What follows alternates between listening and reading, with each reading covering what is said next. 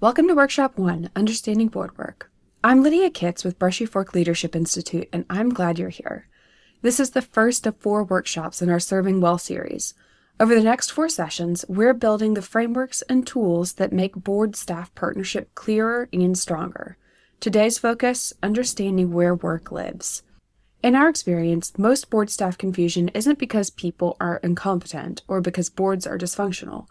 It's because no one has clear language for who does what and how to communicate that. So today, we're going to work on fixing it. Here's how this self-paced workshop works. You're going to watch a video segment where I teach you frameworks. Then I'll ask you to pause the video and work on your organization using the tools in the workbook. You'll need your workbook. You can download that link in the description below this video. Something to write with if you want to do it by hand, or you can use it on the computer. About an hour of focused time, and I want you to be really honest about what's actually happening in your organization. Before we start, make sure you have your workbook downloaded and open. You can print it if you like, or keep it digital, whatever works best for you. So, pause this video right now if you need to go grab it. A quick intro to the work of Brushy Fork and who we are, just in case you don't know already. I won't take too much time here as we're here to work. Our purpose is to develop leadership across Central Appalachia, strengthen organizational capacity through tools, training, and partnership, help communities overcome structural barriers and lead change from within, and we hope that together we can create conditions where local people shape vibrant and lasting futures. So here's how this works today. This isn't a lecture where you're going to sit back and just absorb information. You're going to work on your organization. Not a hypothetical one or a case study, but your actual board with your challenges and your context. Throughout this workshop, I'm going to ask you to be honest about what's actually happening, not what you wish was happening or what you think you're supposed to say. The tools only work if you're real and honest. As a reminder, we're always learning with different perspectives. You bring different perspectives whenever you're leading your organization, if you're serving on other boards, watching partnership dynamics, learning by doing. We're all here to learn with and from one another. Okay, so a quick reality check. Most of us are doing this work without formal training. I was shocked to find out that 82% of managers step into leadership roles with no training. And about half of nonprofit board members say they don't feel fully equipped. And only 10% of people are natural leaders. I personally love this quote from Dr. Von Grisham that there may be such a thing as a natural born leader, but I have yet to meet that person. We learn by doing and by exploring and being exposed to others and figuring out what works and what doesn't. And honestly, we're all figuring it out together. This series exists to give everyone the frameworks and language that make partnership clearer. And remember, most of us are learning as we go. This series exists to give you the frameworks that make partnership clear, even if you're winging it. Here's what you'll leave with today. A board staff responsibility map for your organization, some plain language to explain the 3 domains framework, whether you're introducing it to your board or using it in a board meeting or just sharing it with your team.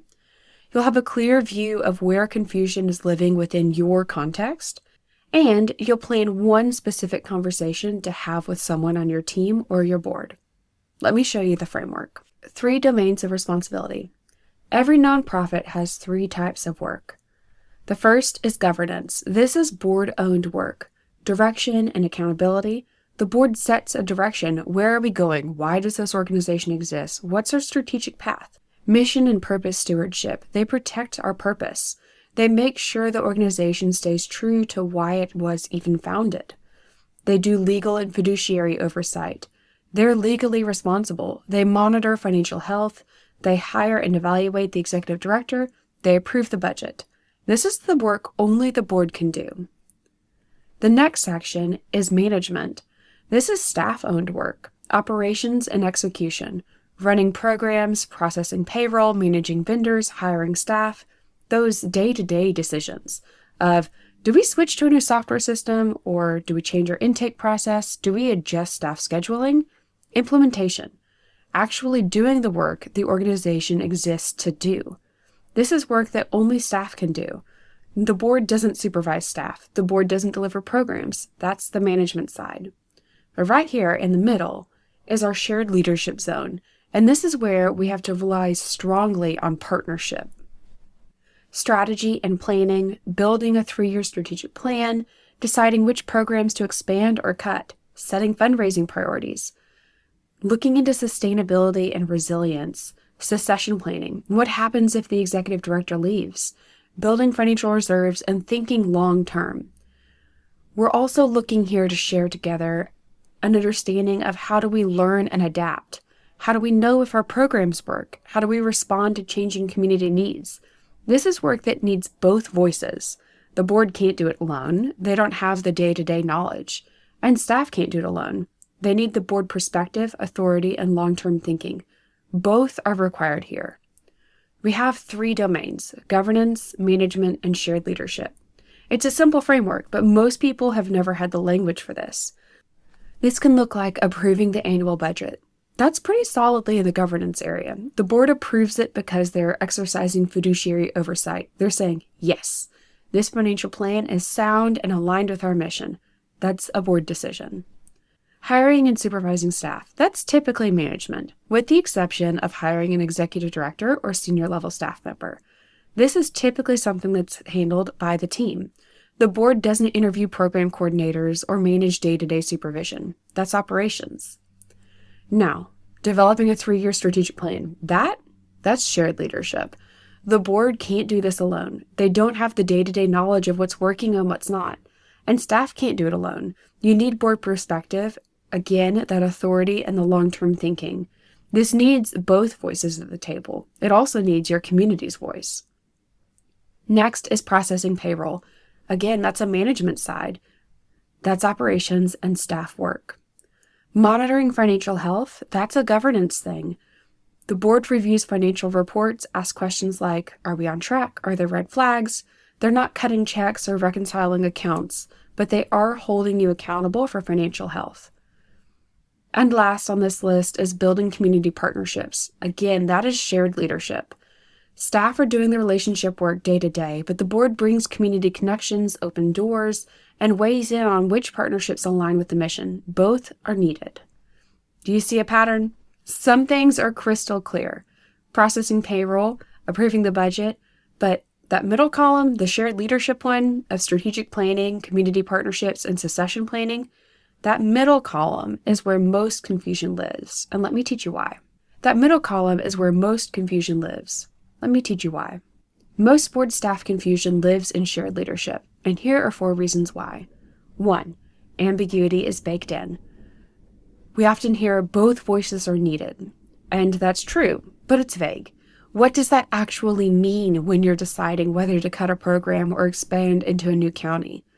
Who decides, who advises, and who has veto power? The framework doesn't answer that. It just says both. That's helpful for understanding the landscape, but it doesn't tell you how to navigate it. 2, power dynamics can distort it. The board has formal authority. They can fire you, they approve your budget, they have legal responsibility, but you have the information. You know what's actually happening day to day. You're closer to the work. You understand the nuance the board doesn't see. And sometimes that creates a weird tension where neither party fully trusts the other. The board worries, is staff just telling us what we want to hear? And staff worries, is the board going to second guess everything we do? That dynamic makes partnership hard. 3, no one teaches how to do this. We train people to be board members sometimes, looking at fiduciary duty, Robert's rules, financial oversight, which is all great, but we don't train people how to partner across the board and staff divide. How do you have a strategic conversation where board brings perspective and staff brings expertise, and you've actually land on a decision together?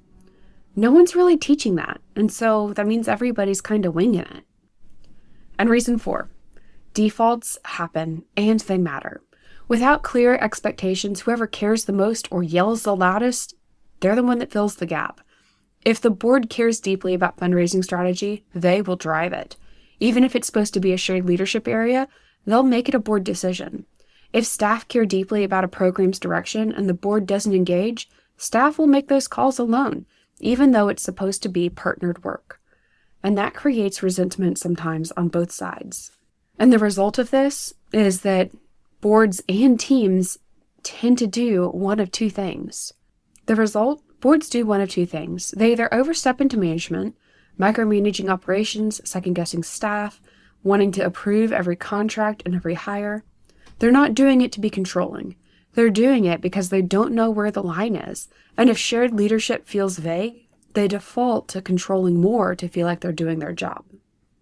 Or they disengage entirely from shared leadership. They rubber stamp whatever staff proposes. They don't engage strategically. They show up to meetings but don't do partnership work. They're not being lazy. They just don't want to overstep, so they back way off. And then you lose the value that the board is supposed to bring. Both are problems. And here's the thing. This isn't because boards are bad or executive directors are incompetent. It's a structural problem. That shared leadership zone is genuinely a hard one to navigate. The framework gives you language, but it doesn't magically make partnership easy. What you're building today is clarity about where your organization's confusion lives.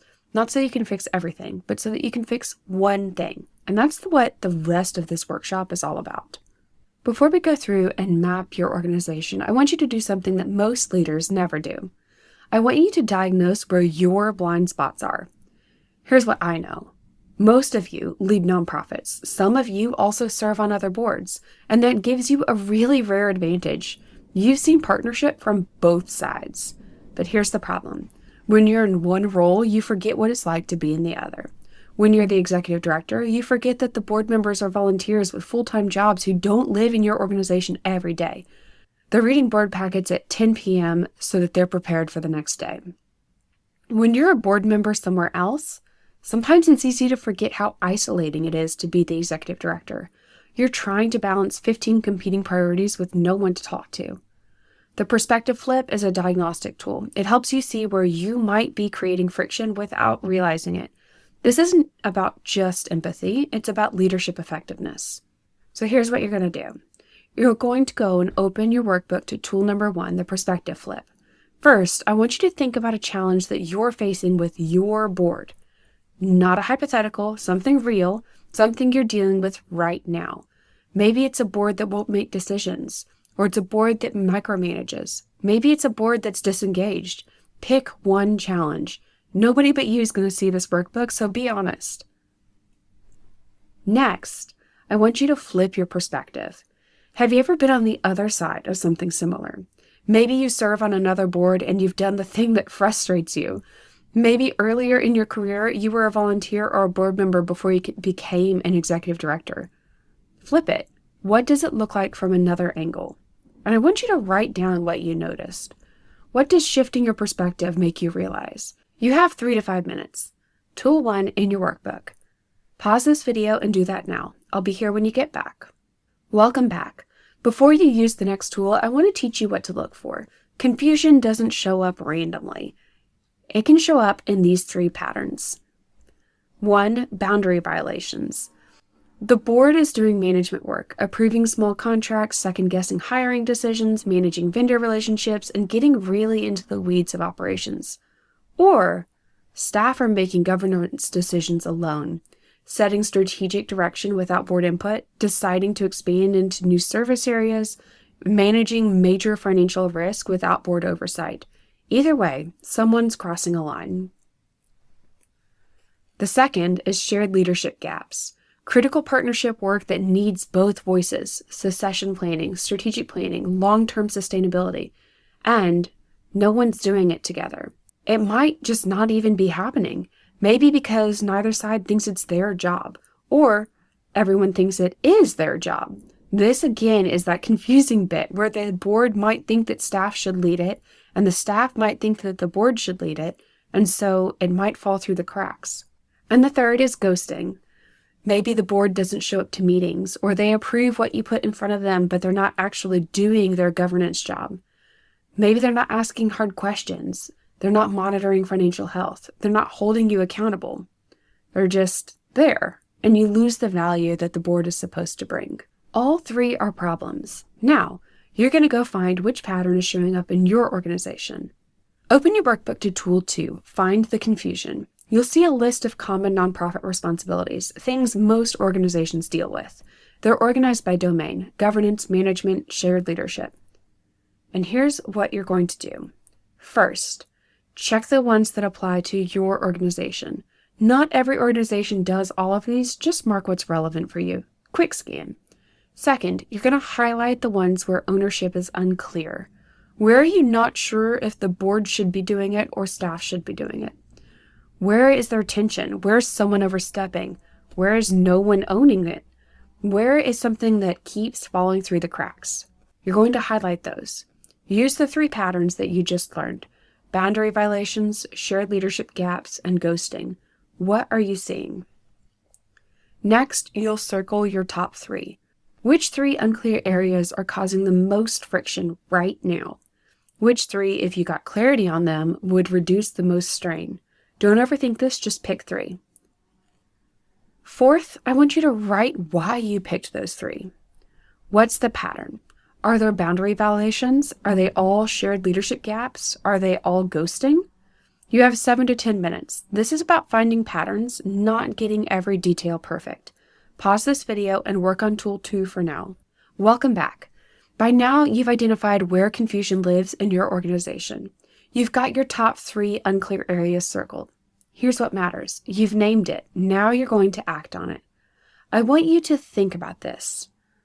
Which one of your top 3 are you going to act on? Not all 3, not 5 if you did 2 bonus ones, but 1. Which one, if you got clarity on, would make the biggest difference? Which one is causing the most friction right now? And which one feels most urgent? Again, pick 1. Because in the next few minutes, you're planning 1 conversation that creates clarity on that issue. Again, not 3 conversations, not a whole strategic action plan, 1 conversation. Just 1. All right, now that you've chosen just 1 conversation, we're going to plan out that conversation. Here's what you need to answer. This is going to be in tool 4 of your workbook. Who will you talk to?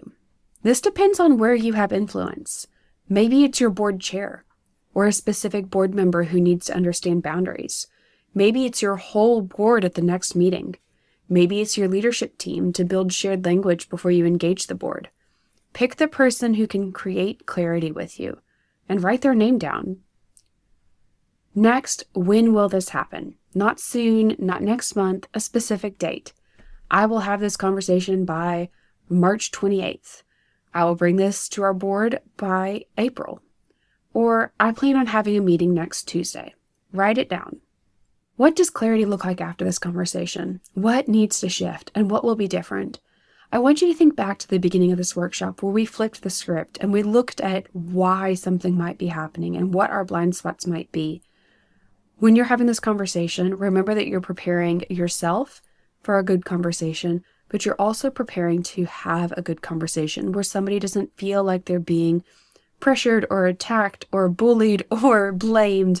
We want to make sure that we're thinking through the lens of how can we create this to be a conversation that brings clarity and kindness and also helps us to know what a shift can look like and how it can better help our organization.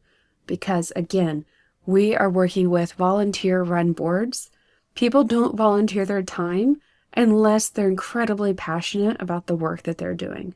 Your board members are passionate about your purpose and the work that your organization is doing within your community through your programs and your outreach. So they want it to be successful too. This is going to be a great way for you to potentially open up some conversations and work better to build a stronger nonprofit. As you're doing this and you're writing out what this clarity looks like from having a conversation, you're also thinking through what is going to make it realistic, and you're going to do that by being specific. Make sure that it's something that you can actually do. It might just be the very first conversation in a series of conversations. You're going to have about 6 to 8 minutes to do this. I want you to pause the video and complete tool number 4. All right, welcome back. You have officially planned your conversation. You have who, when, and what written down. Now I want you to make it real. In your workbook, write your commitment in 1 sentence. Who you're talking to, when it's happening, and what clarity looks like. For example, it might be, that you will talk to your board chair about clarifying fundraising roles by March 20th. Clarity means we have a written agreement about who cultivates donors versus who approves strategy. Or it might be that you're going to bring the 3 domains framework to a board meeting and ask, are we doing these 3 jobs well? Or it might be that you're sharing this with your leadership teams by next Friday and asking how you can use it to create clearer expectations with your board. Write yours now, 1 sentence in your workbook. Again, nobody will see this but you. And I know that it might feel a little bit silly to be typing out how you're going to start a conversation with somebody, but I promise you, as a communications professional, this is the best step that you can take because it helps you to make sure that you're framing your conversation in a way that moves you from talk to action. All right, you're back. Now, here's what I want you to do. You can email that sentence to yourself right now if you want, making it your subject line. Or you can text it to yourself or write it on a sticky note and put it on your monitor. Make it visible and make it real because here's the thing. This only works if you actually have that conversation. The framework is helpful. The tools are useful, but none of it matters if you don't take action. So go and have that conversation. Your first step is to write it down. You learned the 3 domains framework: governance, shared leadership, and management. You learned why shared leadership breaks down: ambiguity, power dynamics, limited training, and defaults. Now you can see the structure of the problem and not just feel frustrated by it. You learned 3 patterns confusion follow: boundary violations, shared leadership gaps, and ghosting. And you can diagnose what's happening in your org instead of just reacting to it. And you identified where your blind spots are through the perspective flip. That's a leadership skill most people never develop. And you planned 1 conversation that creates clarity. So here's what happens next. Between now and workshop 2, have that conversation you committed to, the one you just wrote down. Don't overthink it, just do it. The next workshop is all about building communication that works, creating systems that make board communications easier for everyone and help them stay in that area of shared leadership and governance. If you have any questions or events you'd like to share, add them to the comments below. Or if you would like and you want to have some eyes on your projects, you can email us at brushyfork@berea.edu. Have a great day and bye for now.